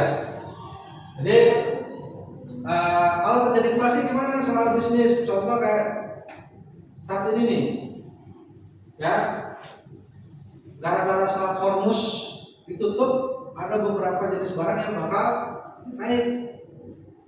Betulnya kita BBM nggak dinaikin ya sama pemerintah. Emang sebenarnya naik? Sebenarnya nggak juga sih. Memang dengan harga segini pemerintah nggak untung. Mana ada orang jual barang nggak untung, pasti untung. Walaupun dibilang ada subsidi lah segala macam, nggak mungkin ada subsidi. Ya cuma keuntungan yang dikurangi aja. Ya, zaman SBY itu paling kaya. Kenapa? Karena dari situ harganya naik. Jadi di luar naik, di dalam negeri dinaikin lagi, jadi untungnya berlipat dia. Ya, nah ketika Jokowi naik, bensinnya turun, pusing Jokowi kan waktu itu. Ya, Pak Jokowi itu pusing. Kenapa? Pendapatan negaranya berkurang karena bensinnya turun, dia baru mau naikin bensin kan, dia naik tuh, awal kan premium dari 6,5 dinaikin 8,5, akhirnya turunin lagi, ya kan? Kenapa dia bingung mau nyari alasan, ya kan? Orang bensin turun kok harganya malah naik di Indonesia kan gitu, ya sampai pernah bensin anjlok itu sampai BBM itu $15 per barel, bahkan pernah minus itu, ya kita tetap ada anggaran di atas itu, ya kita masih termasuk mahal. Ya, Pertamax di kita itu berapa 12 ribuan, sedangkan di Malaysia aja cuma kalau nggak salah 7.500. Gitu. Ya, nah cuma ini tidak memanfaatkan ya, artinya baguslah presiden sekarang kita itu dia bisa aja memanfaatkan itu untuk menaikkan harga BBM biar dapat ujungnya berlimpah gitu, tapi tidak dilakukan sama dia. Ya, tapi pernah lain nih yang mulai khawatir ya. Kamu tanya mama kamu ya, pasti udah pakai stok apa? Minyak goreng, karena minyak goreng mau naik, kan kabarnya begitu ya.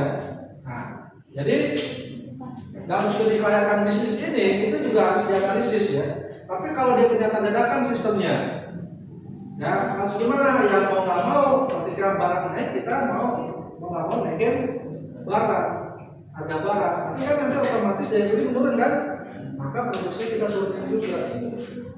Ya, jangan sampai nanti kemudian kita maksain produksi banyak-banyak tapi nggak laku. Ya, Kalau dikurangi pakai ngomong ya, dulu yang iya sampai gopet atau harga gopet tapi makin kecil ya kan? Ya, artinya sebenarnya kalau masalah harga naik itu orang nggak ada masalah sebenarnya. Ya, lebih baik kalau menurut saya kualitas itu tetap ya harga dinaikin aja karena pasti semua barang tetap naik juga. Daripada kita maksa dengan mengurangi nakaran, karena apa? Mengurangi yang namanya kenikmatan gitu ya. Orang kan membeli karena kenikmatan, biasa beli dapat segini, ini sih beli segini kan gitu ya. Kayaknya nggak enak banget makan cuma sekali suap doang gitu ya, ngomong gitu ya. Nah itu kayak gitu ya. Jadi apa namanya? Karena ada nih ya, cek ya. Makanya ketika ada sesuatu yang sifatnya aksidental ya, kayak kasus Polmus ini ya. Nah ini kita langsung bisa membuat planning yang baru, ya planning yang baru untuk bagaimana kita bisa tetap action. Jangan sampai karena ada cek ini kita kebingungan. Gimana caranya? Kenapa? Karena yang namanya rencana itu ya. Kalau belajar ilmu manajemen itu rencana itu menunjukkan rotasi atau sesuatu yang kaku. Karena kita harus menjaga sesuatu itu berdasarkan rencana yang sudah dibuat. Walaupun sebenarnya rencana itu karena belum cocok dengan lingkungan yang ada gitu. Nah itu seperti itu, maka yang namanya rencana itu harus fleksibel. Ya, maka rencana itu kalau kamu punya rencana jangka panjang harus di breakdown menjadi rencana jangka pendek. Contoh kamu rencana kuliah untuk menjadi seorang sarjana butuh waktu 4 tahun, ya dengan nilai kuliah misalkan, kamu breakdown lagi tuh semesternya seperti apa, ya lalu rencana kemudian breakdown lagi per mata kuliah seperti apa. Lalu di breakdown lagi mata kuliah bertugas seperti apa. Nah, itu harus seperti itu. Jangan fokusnya udah pokoknya nanti ujung aja kuliah gitu ya. Nah, apa lulus. Tapi pendek-pendeknya nggak direncanain gitu. Nah, sampai kemudian ketika tiba-tiba di tengah jalan misalkan ya orang tua tiba-tiba ada meninggal sehingga keuangannya tidak cukup. Nah, dia bingung sendiri. Nah, tapi kalau kita sudah melihat itu ya, oh ya saya harus kerja nih. Saya harus cuti dulu misalkan, atau mungkin saya harus pindah ke kelas malam, akhirnya saya harus kerja untuk bisa bayar kuliah. Nah, seperti itu, ya.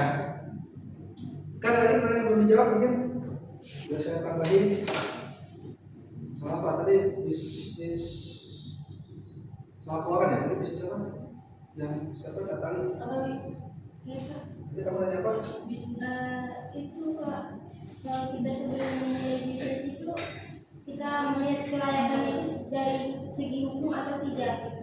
Oh, dari segi hukum atau tidak? Ya. Nah, kalau segi hukum, ya, segi hukum itu kembali sebenarnya memang ada yang dilihat oleh konsumen, tapi yang utama yang dibutuhkan itu adalah si pemilik usaha itu sendiri. Karena ketika bicara legalitas, ya, sama kayak kita, ketika kita sudah mulai punya KTP, artinya kita sudah punya kemampuan untuk melakukan suatu tindakan hukum sendiri. Ya, legal itu sesuatu yang legal, ya. Yang istilahnya dia bebas untuk melakukan sesuatu yang berdasarkan undang-undang. Ya. Nah, jadi kayak tadi contohnya soal sertifikasi halal, nah, itu adalah sesuatu tindakan yang dilakukan untuk ke pihak konsumen tapi juga ke produsen juga. Artinya orang akan lebih percaya ya makan makanan dia kalau ada sertifikasi halalnya. Bahkan kulkas aja ada sertifikasi halalnya akhirnya. Ya halal itu kan nggak bicara soal makanan juga kan. Ya harta aja ada yang halal ada yang haram gitu ya. Ya kan barang juga ada yang halal yang haram gitu. Ya jadi orang kadang mikir masa kulkas dikasih sertifikasi halal. Emang kira makanan doang yang halal kan gitu. Ya banyak yang halal. Gado aja halal apa haramnya juga. Kalau disertifikasi itu sebenarnya gitu ya dibuktikan kan gitu. Makanya ada perdebatan. Misalkan kayak contoh saya trading, trading itu judi misalnya gitu ya. Nah itu ada perdebatannya ya. Silakan kalau mau berdebat asli juga boleh. Nah itu seperti itu. Ya, jadi yang utama kepentingan secara legal itu adalah secara umumnya adalah untuk si pihak pemilik usaha bukan dari konsumen. Jadi konsumen nggak perlu tahu dia mau terdaftar atau enggak sih nggak penting ya udah kecuali kalau anda mau melakukan suatu kerjasama hukum sama perusahaan itu baru kita lihat legal atau tidak ini usahanya gitu. Ya kayak saya trading di broker luar ini nggak legal di Indonesia misalkan.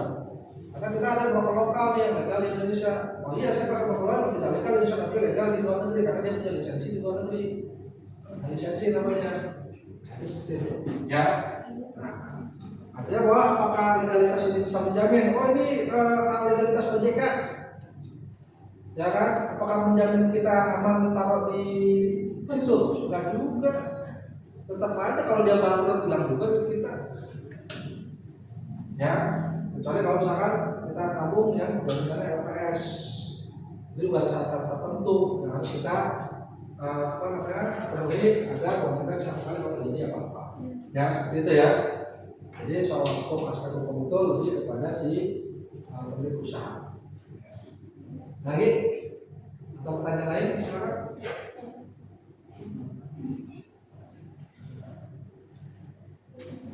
Ya. Kan Oh kan, banyak dosa sama saya makanya mulai lupa. Ya. kita kan mau memulai bisnis nih Pak, kan harus ada itu metode kelayakan bisnis ini. Sebelum kita mulai itu kan sebenarnya kita sudah ada semua biayanya sudah tercapai, waktu dan tempatnya sudah ada. Tapi kenapa kita harus melakukan kelayakan bisnis? Tadi ya bicara tadi soal kita pengen tahu ada apa aja sih di bisnis kita itu. Kecuali kalau memang kita udah biasa bikin bisnis itu, ya itu udah nggak perlu lagi, udah kita ada ahlinya di situ, ya kan? Tapi kalau anda belum tahu kan tadi bisnis itu adalah tindakan untuk pasang keuntungan. Lalu tindakan itu apa sih dalam tindakan itu kan kita perlu tahu. Kalau kita nggak tahu gimana? Kita jalan ternyata ada kali di situ nyemplung, jalan aja nyemplung ada ya.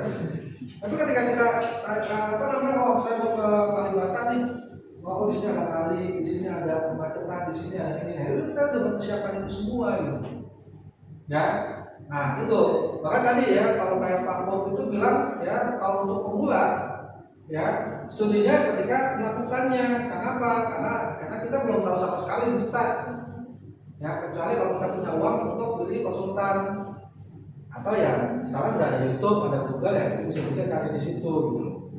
Ya, nah tapi akan lebih baik mulai aja dulu kalau memang kamu pengen memulai satu bisnis yang baru sama sekali, apalagi kamu baru pertama kali bikin bisnis. Karena kalau terlalu lama bikin studi kelayakan bisnis, akhirnya nggak bisnis studi aja gitu ya, kelar itu studinya. Nah yang tadi yang saya bilang, yang dilihat yang bagian orang-orang yang negatif, yang disurvei orang-orang yang gagal semua, yang ngomongnya resiko rugi udah ya kan ya kan gitu ya. Nah bisnis duitnya ada, idenya ada, ya bisnisnya ada gitu ya. Nah jadi begini ya, ada 3 tipe orang dalam bisnis.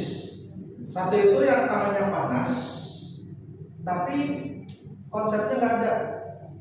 Contohnya orang-orang yang dagang tuh ya di depan. Saya dulu pernah kenal tukang sotomi ya dari saya kecil sampai saya gede, ketemu dia masih jual sotomi. Lo masih jual sotomi aja gitu ya. Dia aja udah lupa saya, dulu saya masih kecil gitu ya. muka saya udah berubah kan gitu ya. Artinya apa, dia jualan laku tapi dia nggak pernah bisa kaya, cuma buat hidupnya dia doang udah, karena dia nggak punya konsep buat ngembangin ya. Ada yang jago konsep tapi tangannya nggak panas, pasti dia cara ngembangin, tapi kalau jualan nggak laku. Ada dua, jadi ini juga ada faktor lucknya juga ada. Jualan faktor apa? Bisnis itu faktor keberuntungannya juga ada, gitu ya. Contohnya siapa? Dosen kalau jelasin jago, ya. Lu punya bisnis apa? Konsultasi yang mau bisa jelasin. Tapi kalau dia sudah bisnis yang sama dengan kamu, nggak bakal belum tentu dia laku, karena tangannya nggak panas. Mungkin dia paksa di bisnis yang lain, gitu. Nah, atau bahkan dia nggak bisnis sama sekali, jago konsep aja udah. Konsultan itu betul juga dia pernah bisnis misalnya, tapi kalau ditanya bisa jawab. Nah, yang sukses itu adalah ya maka dia tangannya panas lalu konsepnya bagus. Kamu yang udah punya bisnis sekarang dan bisa laku, tinggal belajar konsepnya. Siap-siap jadi bisnismen yang punya sistem, gimana sistem itu bekerja buat kamu, ngasih duit buat kamu. Kamu tinggal apa-apa di rumah aja. Ya, nah itu seperti itu ya. Jadi atau yang belum pernah jualan, coba jualan dulu, siapa tahu tangannya panas. Dulu entrepreneurship pada jualan nggak? Ya, entrepreneur doang. Iya. Untung bukan saya biasanya. Kalau saya biasanya saya suruh jualan dari awal semester. Iya. Oh, udah selesai itu nggak lagi. Tapi dia masih jualan. Untung nggak? Untuk berapa? Banyak modal aja? Gak sampai modal juga? Ya. Dicek gak jualannya tiap minggu? Enggak? Nah. Oh, laporan aja di akhir? Kalau saya tiap minggu saya cek keuangannya gitu. Jadi kalau nggak dicek, saya cek tanda tangan itu nggak masuk nilai tugas. Jadi saya cek tiap minggu. Dulu ada yang sampai dia punya untung 15 juta. Wow. Ya. Saya kerja itu di Besi Margonda kan. Besi kan Margonda di Bogor. Kalau Margonda itu rata-rata 3 juta, 4 juta gitu ya. Nah, tapi juga ada juga yang ya gitu ngerjainnya gitu ya, malah rugi. Gimana sih jualan rugi kan gitu ya, gak mau apa lagi, dianya emang malas gitu ya, kamu usaha ya. Padahal yang namanya kita mata kuliah ya, kalau usaha itu ada sesuatu yang kita dapat gitu.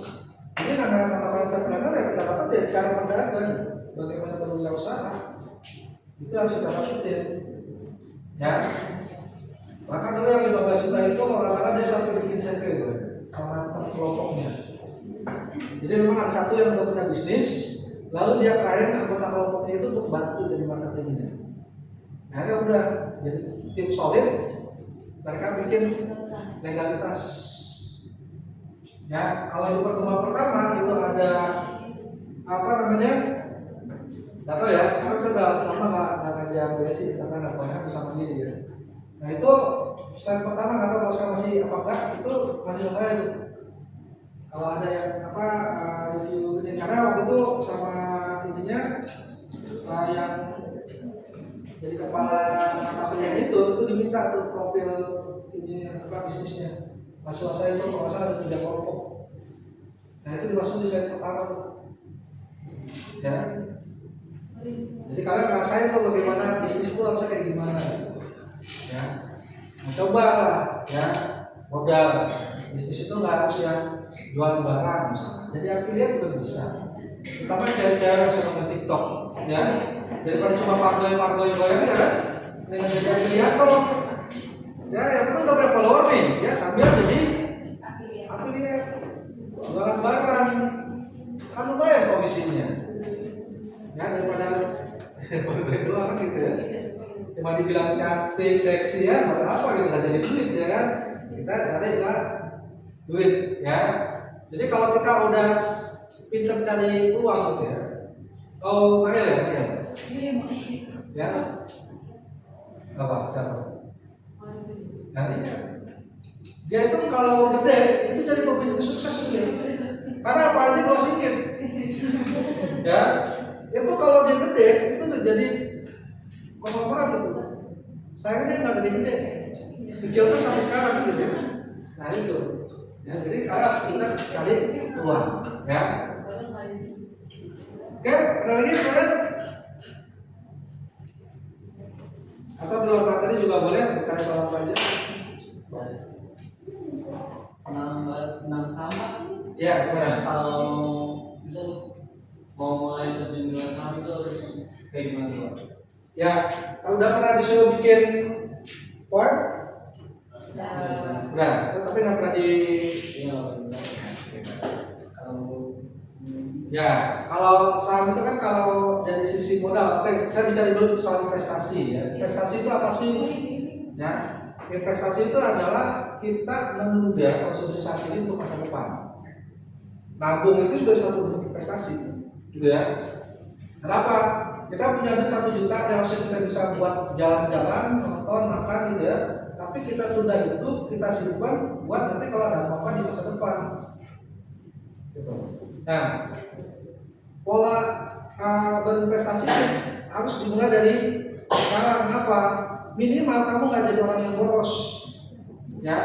Jangankan hidup, bisnis itu walaupun pemasarannya bagus, barangnya bagus, tapi kalau keuangannya jelek, habis, pasti bangkrut. Karena yang utama itu keuangan, termasuk hidup. Kamu mau gaji seberapa besar pun, tapi kamu nggak bisa ngatur keuangan, habis. Gitu. Maka disitulah kita perlu berinvestasi itu untuk belajar mengatur bagaimana keuangan kita.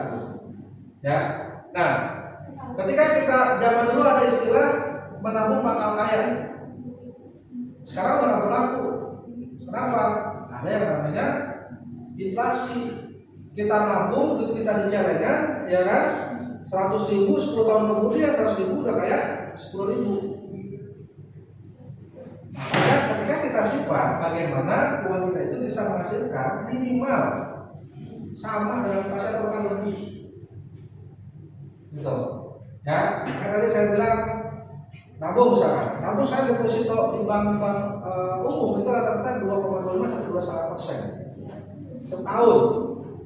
PA ya, PPA apa tuh? Singkatan dari per annum. Artinya annum itu tahun. Makanya ada anniversary. Itu artinya apa? Tahunan. Anniversary itu tahunan. Jadi ada, kalau ada orang yang selamat anniversary yang kedua bulan sayang kan gitu ya. Itu orang bego tuh ya. Anniversary itu 2 bulan. Ya, yang kedua hari ya. Ya, jadi kalau kita lihat ada deposito 2,5% PA, 2,5% per bulan ya kan gitu ya, kira gitu ya. Padahal deposito itu per tahun hitungannya. Nah, kita hitung inflasi negara kita per tahunnya berapa. Kalau 5% kita rugi dalam situ. Karena nilai uang kita jadi turun. Ya, makanya nanti ada perdebatan soal riba atau tidak. Ya kan? Nah, sekarang emang secara nominal itu bertambah, tapi secara nilai turun loh uang kita. Apakah itu disebut tambahan riba? Nah, nanti kalau kamu mulai soal riba bisa saya jelasin lebih detail lagi. Ya. Nah, kemudian ya tadi kalau kita mau cari secara risk profile itu agak sedikit low lah ya. Bisa lewat reksadana, tabungan di bank online, ya kan lebih tinggi bunganya gitu ya. Lalu kemudian ada yang agak tinggi kayak saham.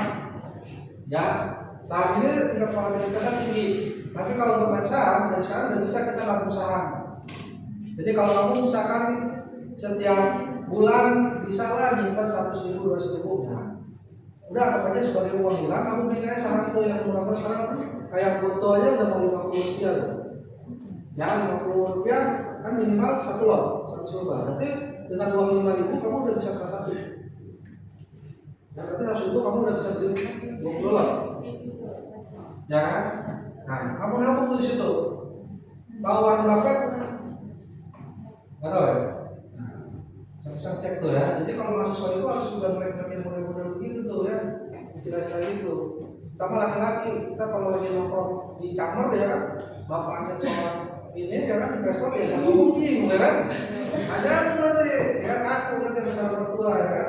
Tapi kalau wawasan kamu luas, diajak ngomong soal hormus nyambung, ya, perang Iran Amerika Israel nyambung kan gitu ya. Kenapa? Dia wawasan yang luas. Jadi kita harus tahu tuh, ya. Nah, jadi kayak Warren Buffett, ya, dia itu adalah investor terkaya saham di dunia. Satu. Ya, dia saya pernah baca kalau nggak salah ya, kecilnya itu dia adalah seorang pedagang koran. Nah, dia sangat hobi dengan saham. Jadi setiap untung dia beli saham, jadi tabung terus saham itu. Sampai kemudian dia besar tuh punya banyak saham, kemudian valuasinya naik. Karena kalau saham itu mainnya jangka panjang, masih jangka pendek, gitu. Ya, sehingga ketika dia besar itu dia langsung jadi orang kaya. Tapi karena karakter dia yang senang nabung, jadi gaya hidupnya nggak berubah, tetap hemat walaupun kaya. Karena kesenangan dia adalah beli saham. Ya, jadi jangan heran kalau nanti ada lihat orang ya. Dulu saya waktu kerja di bank itu ada nasabah saya yang duitnya miliaran, tapi kacamatanya sini pakai karat. Ya, kata bos saya, itu orang duitnya banyak tapi beli kacamatanya nggak bisa. Apa enaknya katanya punya duit banyak nggak bisa dinikmatin, ya kan? Justru saya bilang, justru kenikmatan dia adalah ketika dia mengumpulkan uang, bukan kenikmatan dia ini. Maka orang-orang yang biasa hemat, emang dia nikmati ketika rekeningnya itu bertambah, dia senang tuh ketika dia nambah gitu. Ya, bukan ketika mobilnya nambah atau perabotannya nambah, bukan. Banyak orang-orang seperti itu. Yang orangnya rata-rata pelit biasanya.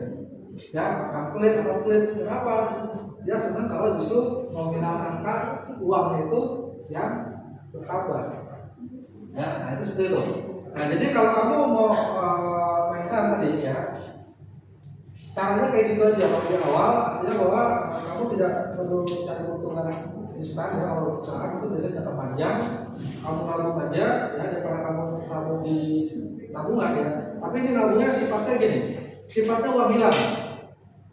Jadi kamu misalkan kalau memang ada uang tadi investasi kan kita menahan konsumsi saat ini ya, untuk masa depan. Nah, kalau untuk keadaan darurat tetap kamu harus ada. Jadi levelnya, kalau kamu masih banyak kebutuhan, jangan saham dulu, kemudian kebutuhan dulu. Nanti kalau ada uang lebih yang nggak terpakai, yang kira-kira untuk masa depan juga nggak pakai, artinya kalau kamu ada uang lebih, pakai dulu nih. Misalkan nanti kalau buat hal yang terduga itu pakai dulu.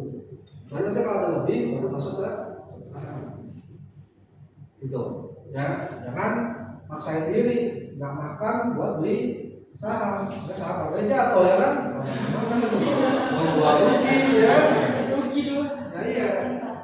Ya, jadi berinvestasi boleh, tapi penuhi dulu kebutuhan hidup. Kalau kebutuhan hidup belum penuh semua, nah, tapi kalau kita misalkan bisa menghemat, ya, mengurangi, bisa nih, nggak apa-apa.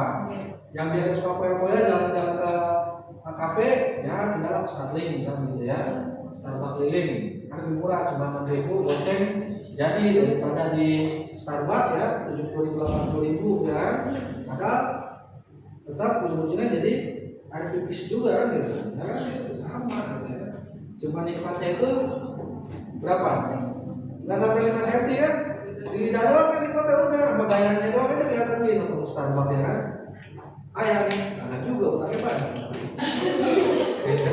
Nah, gaya doang ya. Semakin tinggi gaya maka akan semakin tinggi tekanan. Ya kan itu ya. Tekanan hidup jadi semakin tinggi. Kenapa? Semakin gaya hidup. Makanya jangan banyakkan gaya ya, kalau nggak mau tekanan hidup semakin kuat. Ya.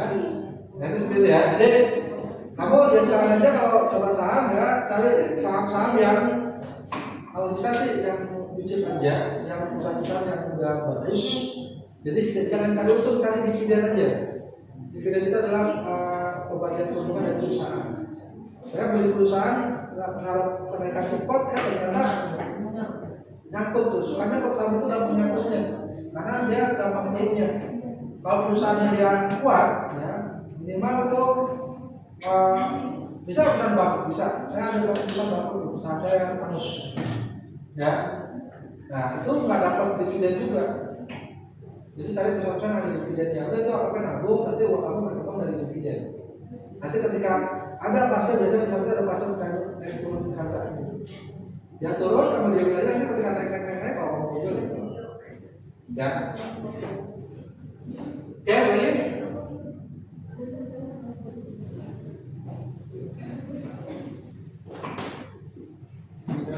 Ya, oke. Jadi berapa sekarang? 9:03. Oke, kalau itu saya cukupkan. Terima kasih banyak atas kehadirannya. Sampai jumpa lagi di depan. Wassalamualaikum warahmatullahi wabarakatuh.